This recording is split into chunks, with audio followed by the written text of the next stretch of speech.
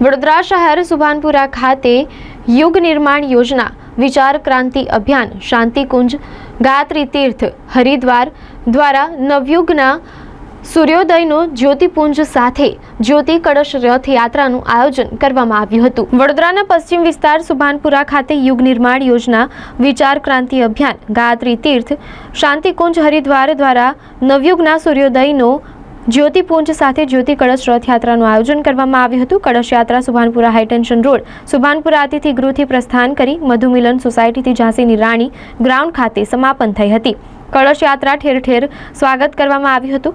આ કળશ યાત્રામાં ગાયત્રી ઉપાસક પરમ પૂજ્ય હર્ષદ બાપા, મીનાબેન કાબરિયા, હસુબેન અનિલ રાવલ, રમેશ જોશી, ભાજપના શહેર ભાજપના કારોબારી સભ્ય અને પૂર્વ કાઉન્સિલર રાજેશ આયરે, પૂર્વ કાઉન્સિલર પૂર્ણિમાબેન આયરે, ગોપાલ સોરઠિયા, મહાનુભાવો, ગાયત્રી પરિવારના ભાઈઓ અને બહેનો મોટી સંખ્યામાં ઉપસ્થિત રહ્યા હતા। કળશ યાત્રા ઝાંસીની રાણી મેદાન ખાતે કળશ યાત્રાનું પૂજા અર્ચના કરવામાં આવી હતી। ત્યારબાદ ગાયત્રી પરિવાર દ્વારા મહાનુભાવોનું સ્વાગત કરવામાં આવ્યું હતું। ત્યારબાદ સાંસ્કૃતિક અને આધ્યાત્મિક કાર્યક્રમનું આયોજન કરવામાં આવ્યું હતું। ગાયત્રી પરિવારની બહેનો દ્વારા સાંસ્કૃતિક કાર્યક્રમ યોજાયો હતો।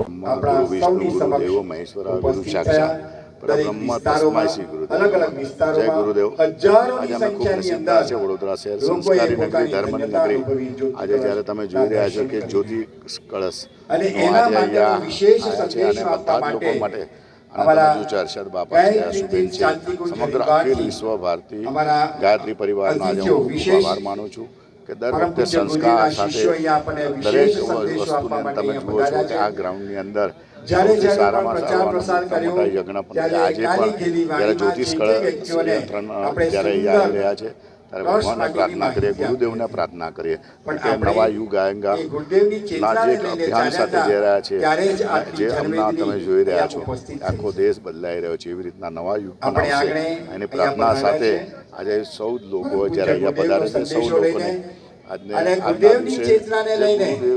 જે સંદેશ આખા દેશની અંદર આખા વિશ્વમાં આપ્યો છે એ સંદેશો લઈને આજે જ્યારે જ્યોતિષ કળશ અવરિત આવ્યા છે ત્યારે ખૂબ મોટી સંખ્યાની અંદર સવારથી આખા વડોદરા શહેરમાં ફરી અને આજે આ કળશ યાત્રા ખાસ કરીને ગોરવા સુભાનપુરા અને કળશ યાત્રા જ્યારે અહીંયા પધાર્યા છે ખૂબ મોટી સંખ્યાની અંદર હવે જ્યારે અહીંયા બધા જ લોકો દરેક લોકોને ધર્મ સંસ્કાર સાથે સાથે આજે હવે તમે જોઈ રહ્યા છો કે દીપ યજ્ઞ અને દીપ સાથે દીપોત્સવ પણ કરવાના છે અને બધા જ દીપ છે ત્યાંથી માંડી નહીં સુધી દીપોત્સવ કરી આજે સ્વાગત કર્યું।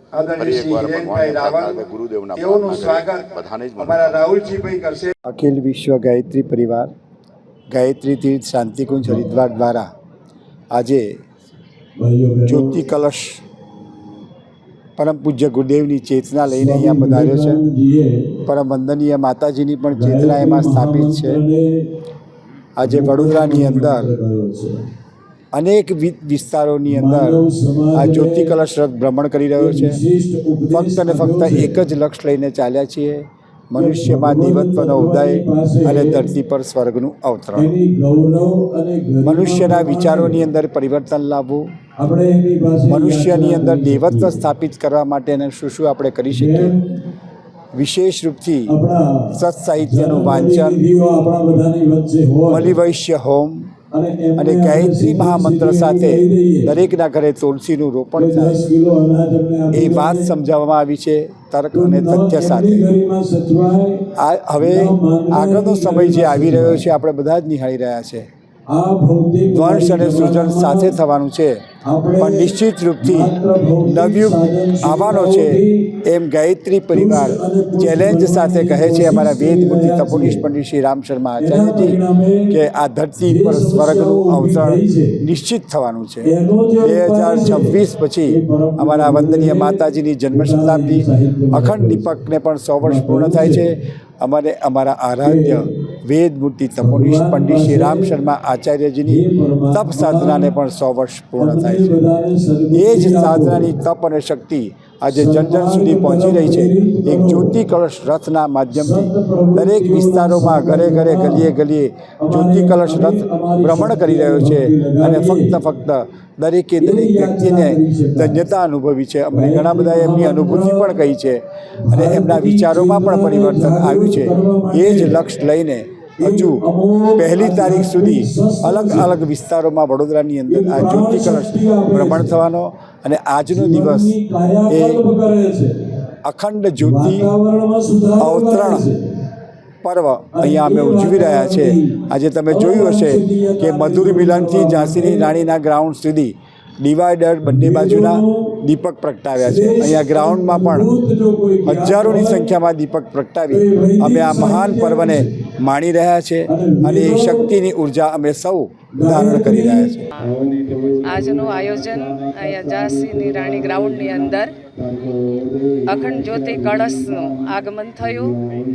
પરમ પૂજ્ય ગુરુદેવ મા ભગવતી અખિલ વિશ્વ ગાયત્રી પરિવારના પ્રણેતા મા ભગવતીના 2026માં 100 વર્ષ પૂરા થઈ રહ્યા છે અને સાથે પરમ પૂજ્ય ગુરુદેવને જ્યારે હિમાલયની શક્તિએ દર્શન આપ્યા હતા ત્યારે એમને અખંડ દીપક પ્રજ્વલિત રાખ્યો હતો 1926થી અને 2026માં એના 100 વર્ષ પૂરા થઈ રહ્યા છે અને એના ઉજવણાના રૂપની અંદર અત્યારે આ વિસ્તારની અંદર જ્યોતિ કળશ જ્યારે ભ્રમણ કરી રહ્યો છે ત્યારે આજના આ કાર્યક્રમની અંદર અત્યારે મહાન જ્યોતિ પર્વ ઉજવવામાં આવ્યું છે।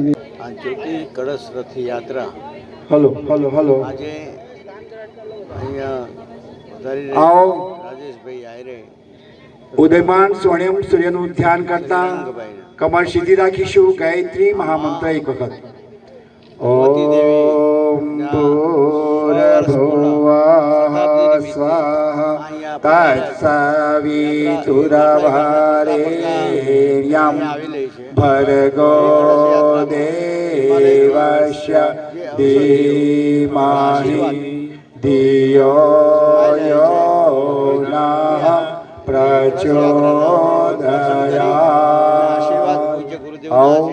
દીપ પ્રાગટ્ય દેવ શક્તિઓનું આવાહન કરી આપણે આગળનો ક્રમ સંપન્ન કરીશું। આદરણીય શ્રી છગનભાઈ પુરોહિત અને 9/4/2024થી એનું પરિભ્રમણ શરૂ થયું છે, જ્યાં પરમ પૂજ્ય ગુરુદેવ પંડિત શ્રી રામ શર્મા આચાર્યજીએ ગાયત્રી શક્તિપીઠ પ્રથમ સ્થાન એની પ્રાણ પ્રતિષ્ઠા કરી હતી। આ જ્યોતિ કળશ, આ અખંડ જ્યોતિ એ દિવ્ય લોકમાંથી અવતરિત છે અને મહર્ષિ અરવિંદે એના માટે એવું કહ્યું છે કે સમગ્ર વિશ્વ વસુધાના અંધકારને દૂર કરવા માટે આ જ્યોતિ કળશ પરિભ્રમણ કરી રહ્યો છે। અખંડ જ્યોતિથી આત્મજ્યોતિ પ્રગટ કરવાના ભાવથી એ પરિભ્રમણ કરી રહ્યો છે। 17 જિલ્લાઓમાં એ પરિભ્રમણ પૂરું કરી અને 18મો જિલ્લો એ વડોદરામાં આવ્યો છે।